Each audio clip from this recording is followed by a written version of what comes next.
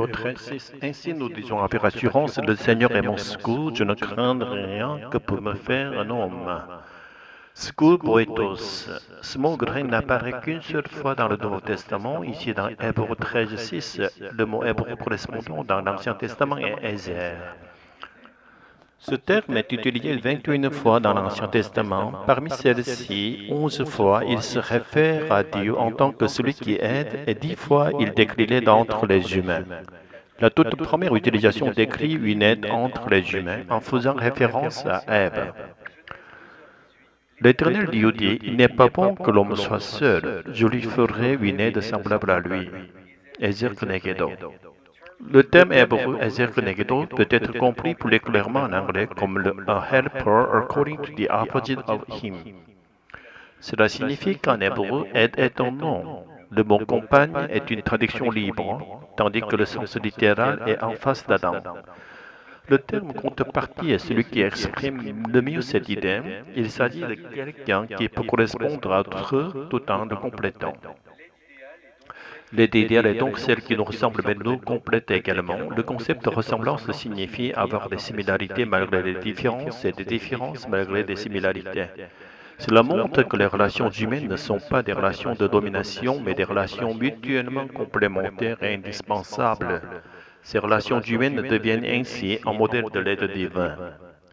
Ève a été créée comme une aide de Sénan en face d'Adam, pas comme une assistante que l'on pourrait commander comme une secrétaire. Elle est plutôt une aide qui possède ce qui manque à Adam pour le soutenir. On pourrait même dire que celui qui aide est plus grand que celui qui reçoit l'aide. Cependant, Adam doit aussi être une aide pour Ève. C'est pourquoi les deux ont été créés comme des aides mutuelles. Dieu n'est pas notre adversaire ou notre juge, mais notre aide. Dieu n'est pas celui qui nous oppose ou nous juge, mais celui qui nous aide.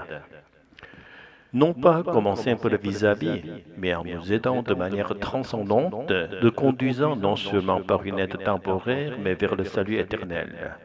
Or, ce Dieu qui est dans les cieux s'est incarné en Jésus-Christ, venant à nous comme notre véritable Ezer Kenegdo. Il est venu sur cette terre comme un secours qui nous ressemble, une aide qui se tient face à nous. Nous, en tant qu'êtres finis et limités dans nos capacités, ne pouvons pas prendre soin des autres comme Dieu le fait.